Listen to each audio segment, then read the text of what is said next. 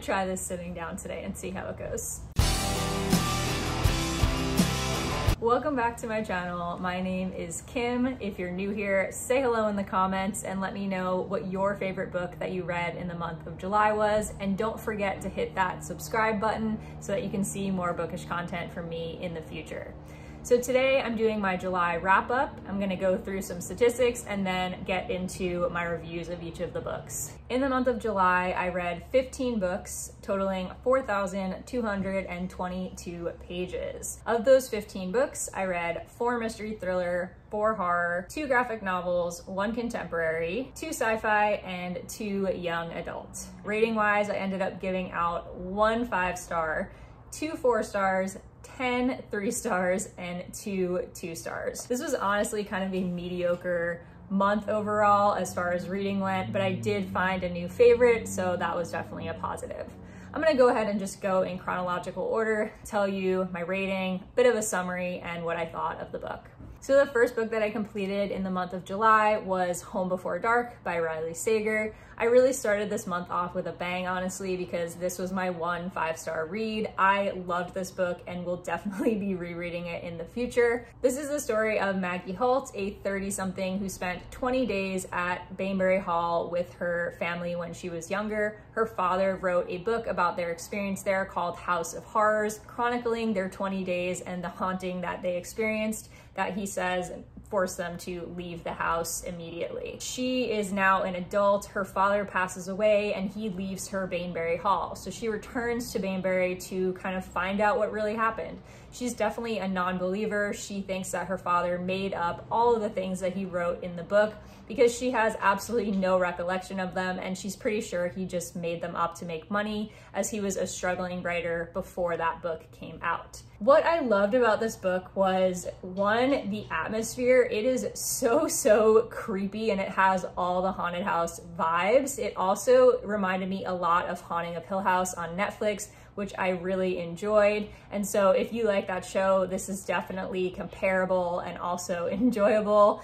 I realize that that's based on a different book, but honestly, this is more similar to the show than the actual book that it was based on. Other than that, I really enjoyed the fact that it alternated back and forth between House of Horrors and Maggie's experience because I thought it was done really well. Riley Sager did a really great job of just showing the parallelism and balancing the past and present so that you were constantly like intrigued and wanting to know more and wondering what's real and what's not. I was so engaged and invested in this story while I was reading. I think I finished it in less than 24 hours because I honestly could not put it down. This also has some legit creepy scenes. I was reading it late at night one night and I definitely scared myself. So just FYI, this is like almost horror, honestly. There's definitely some horror aspects to it. There was literally nothing that I disliked about this book. I absolutely loved every second of it. Next, I read Turn of the Key by Ruth Ware. This is a mystery thriller that I ended up giving 3.5 stars. This is about a woman named Rowan who takes a position as a nanny in an isolated house in Scotland. She is given charge of 3 small children and is working for a wealthy couple. Upon arrival, she is immediately left alone with the children for an entire week, and as time goes on, she experiences more and more creepy things in the house. The kids are acting super creepy. The house is like a smart house and the technology is like on the fritz. The lights turn on and off. The alarm starts blaring for no reason. And the most creepy part is that above her room, she hears footsteps when there is no upper floor. This was, again, super atmospheric, and I really loved like the haunted house creepy feel of it. I was scared at certain points in this book as well because it's so well described, and it really feels like you're experiencing it along with Rowan.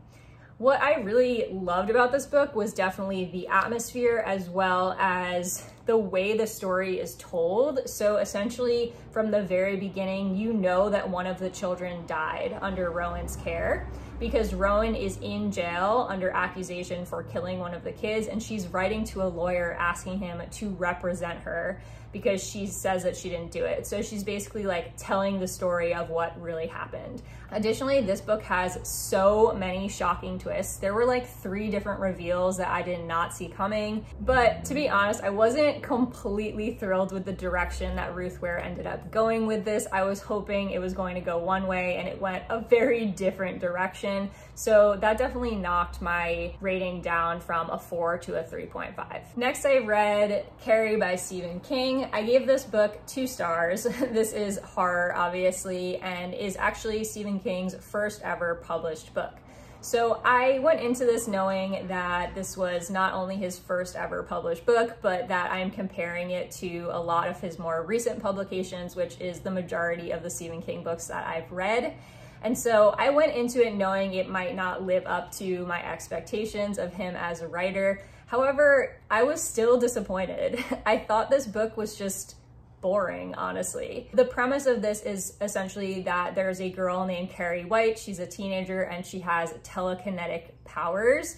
And she has this like religious fanatic mother who is just treats her terribly, locks her in a closet and makes her pray when she feels that she's done something unacceptable. She gets terribly bullied at school. The opening scene to this book with Carrie getting bullied is honestly so traumatic and just awful. It was uncomfortable for me to read. So like it really made you feel for the character. But this honestly doesn't have a whole lot of plot to it. Essentially, it's just the story of Carrie using her powers to lash out at the town when an unfortunate event happens at prom. What I didn't really love about this story, and that kind of like ruined it for me, was definitely that it's told in this sort of like broken narrative style.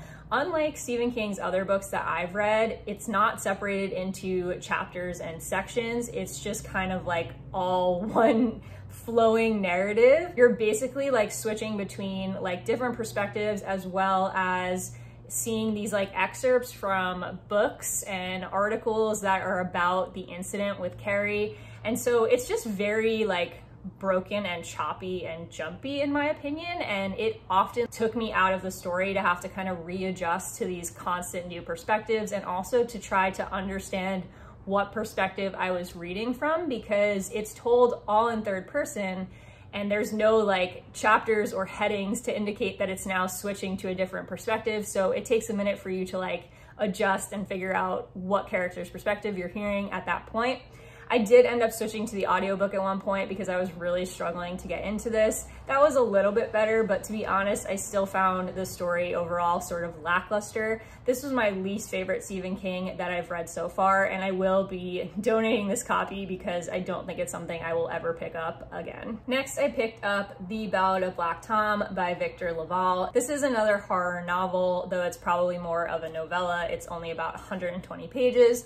This is the first book I've ever read by this author, and it is a retelling of The Ballad of Red Rock by H.P. Lovecraft. I have not read the original story. I actually have not read any H.P. Lovecraft, so I'm not the person to tell you whether this was a good adaptation. Definitely seek out H.P. Lovecraft fans if you are interested in like looking at the comparison between the original and the adaptation. However, I did have an understanding going into this that this was an attempt to sort of rectify how racist the original story was. This is the story of Tommy Tester. He is a black man living in New York City in the 1920s, and he's approached by a wealthy white man who asks him to play guitar at an event at his house. And he agrees to go to this man's house and play guitar, even though him carrying around the guitar is like just kind of a front. He's not actually able to play guitar. He just carries it around to make it look like he's earning an honest living when he's not. The man reveals this sort of like fantastical secret, and that's kind of where the fantasy aspect, the H.P. Lovecraft aspect,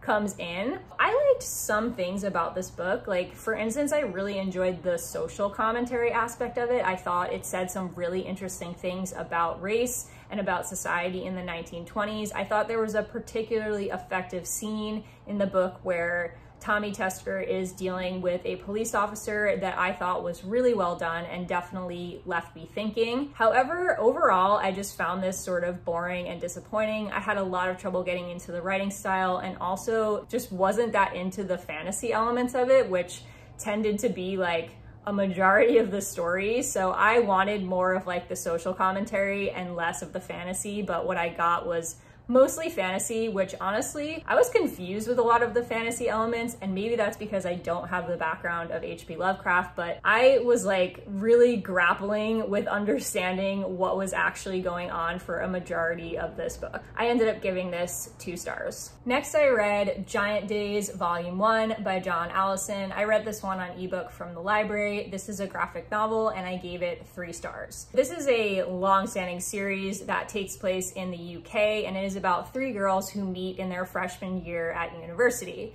It's kind of like a very simple, straightforward college experience type of book. The girls in the first volume deal with getting sick for the first time at college. One of the girls meets someone from her past, and so it deals with relationships and meeting an ex and things like that. I thought this was like okay, it was enjoyable, it was a fast read. I've heard that the later volumes in the series are much better, so I am gonna stick with it for a couple of more volumes and see if I start to like it more. But honestly, it was just kind of like something I picked up on a whim because I needed a quick read, and Jean over at Bookish Thoughts had recommended it in one of her videos, and I thought it would be a good graphic novel to check out. Next, I read The Guest List by Lucy Foley. This was probably my second favorite read of July. I gave this 4.5 out of 5 stars. It like was almost perfect, honestly. So this is about a wedding that takes place at an isolated island off of the Irish coast, and it is a fairly well-known couple. The husband is somebody who's on like a Survivor show, and so he's like mildly famous. People know who he is. They're there for their wedding, and at the very start of the book, you learn that someone is murdered on their wedding night, but you don't know who it is. And so much like her other book, The Hunting Party, if you've read that one, it starts off with the murder and then flashes back and forth between the wedding night and one day prior. You're basically like puzzling together the story from there. You're trying to figure out, like, based on what's happening in the past and what's happening on the wedding night, who got murdered as well as who did the murdering. I really like that aspect of Lucy Foley's books. I think that she does the whodunit in a very different way, in that you don't actually know who got murdered, so you're not only trying to figure out who done it, you're also trying to figure out who got killed. And I think that adds like an extra layer of intrigue to the story. I think the only thing that I would say I didn't love about this book, and the reason it didn't get a full 5 stars, is definitely that it had a very slow start. It took me probably about 200 pages to really get invested in the story, which is a long time before you actually like care. But the buildup was definitely worth it, because there were a couple of twists in this that just completely blew my mind. I did not see them coming, and they were shocking in like the best way possible. So I really enjoyed this, and I really highly suggest this if you're into murder mysteries. Next, I read Horrorstor by Grady Hendrix. This is also a horror novel, and I gave this 3 stars. So this is essentially the story of a girl who works at an IKEA-like furniture store. It's definitely a parody of IKEA, and she is asked by her manager to stay overnight because someone has been messing with their merchandise. Things have been going missing and getting destroyed, damaged throughout the night, and so he asks her and another employee to basically spend the night and try to figure out who has been messing with their store. This isn't really a spoiler because it's totally in the synopsis, but it turns out that no one's breaking into the store. It's actually haunted, and there is this like kind of sordid past to the location where the store was built, and it turns into basically a night of horrors, and some really messed up, twisted stuff happens. There is definitely some body horror in this, so just be forewarned if that's something that you can't handle. It had its creepy factors, but for the most part, it was more like quirky, fun horror. Like, I think like a B horror movie, like think like Tremors or something. It has kind of like that feel to it, where it's almost like a little ridiculous, but it's also awesome. I really enjoyed this. I think Grady Hendrix shows a lot of promise. This is one of his like earlier books, and so I'm looking forward to picking up some of his other work, especially his like most recent book, to see how he's grown as a writer. Next, I read Such a Fun Age by Kiley Reid. I also got this one on ebook from the library. I actually picked this up before I knew that it was the main book for the reading rush, which Turns out the Reading Rush people didn't even read. I'm glad I picked it up on my own anyways, because it was definitely worth reading. This one I ended up giving 3 stars. I think this had a lot of promise, but in the end I was a little disappointed with the execution. So this is basically the story of a girl named Amira. She is a 20-something Black woman living in Pennsylvania. She is working for a white woman who is an influencer named Alex. She is called one night when she's out at a birthday party with her friend and asked to come take Briar, the 2-year-old, that she babysits, to the grocery store to get her out of the house because they've had some sort of emergency. It's very late at night. She's obviously dressed up to be at a party, not to be babysitting, but she agrees and she goes and picks up Briar and takes her to the local grocery store. While she's there, she's approached by a security guard because a white woman in the store reported her and thought that she had stolen Briar because she didn't look like a babysitter. And she gets sort of attacked and mistreated by this security officer and has to call the father to come and basically vouch for her and say that she is indeed their babysitter. Meanwhile, this guy who is in the store gets this entire thing on video and approaches her afterwards, saying that she should expose the store and get the security guard fired. Amira wants nothing to do with this and asks him to delete the video off of his phone, but first he emails it to her in case she wants to use it at a later date. That's sort of the premise of the story. That's how everything starts out. And then from there, we just kind of watch the relationship between Alex and Amira develop, as well as Alex's reaction to what happened and how she deals with Amira as her employee. You go back and forth between the different perspectives, Amira and Alex. I thought the premise of this was so cool, and I really thought that this started off very strong. I also thought that the characterization that Kiley Reid does is so strong. Probably the strongest part of the book is just the fact that these characters are so real and so different, and she gets even their speech patterns down pat, and you really have an understanding of who they are as people, and not only their base characterization, but their flaws and their thoughts and how they developed, their past. I don't know how to explain it, but she's just really good at characterization. These characters felt so real. You're dealing with so many things in this book that I think are so important, and I definitely think it is worth picking up, even though I only ended up giving it 3 stars. I think that it deals with white privilege really well and sort of performative allyship, because Alex is mostly concerned with her status as an influencer, as well as her husband's status as a news reporter. She says and does certain things because she wants to look like she's not racist. And I feel like that is true of so many white people, and I don't think that Kiley Reid in any way villainizes Alex or makes the reader feel like she's a bad person for doing that, but I think it exposes the fact that a lot of people show allyship for the wrong reasons, and that a lot of people fall into that trap. So I thought that discussion was so interesting, and just watching the dynamic and interactions between Amira and Alex and seeing inside Alex's head is just such an interesting aspect to the story. So I really felt like it was strong on that aspect. However, in the end, I just ended up kind of disappointed with where the story went. I ended up kind of disappointed by how Amira reacts in the end and how the whole story comes to a conclusion. So that kind of knocked it down for me. It honestly started as a solid 4-star, and then by the end I was kind of just I didn't love what happened here. I think Kiley Reid shows a lot of promise as a writer, and I will be checking out some other books by her just to kind of see where she goes in the future. The next 5 books that I read were all for the Reading Rush, and I actually did a separate wrap up for that, so I'm not gonna go into my details or thoughts about these. I'm just gonna tell you the book and my star rating, and if you're interested in hearing more about these specific books, please check out my Reading Rush wrap up. I'll link it in the description below. For the Reading Rush, I read Heartstopper Volume 1 by Oseman, which I gave 4 stars. Then I read The Dreamers by Karen Thompson Walker, which I gave 3 stars. Then I read 10 by Gretchen McNeil, which I also gave 3 stars. The Last Time I Lied by Riley Sager, also 3 stars. And finally, The Unexpected Everything by Morgan Matson, which I ended up giving 3 stars. I then ended the month with 2 other books, 2 novellas actually. After the reading rush was over, I was a little burnt out and needed something kind of quick and easy to read, so I ended up picking up 2 ebooks from my library. The first was The Test by Sylvain Neuvel. This is a novella, and it's essentially about a man who goes in to take the British citizenship test, and things go horribly wrong. I don't want to say much more than that because I honestly feel like that would be spoilers. It's such a short book. I would be doing you a disservice by telling you more than that and ruining the experience of kind of discovering that for yourself if you want to pick this up.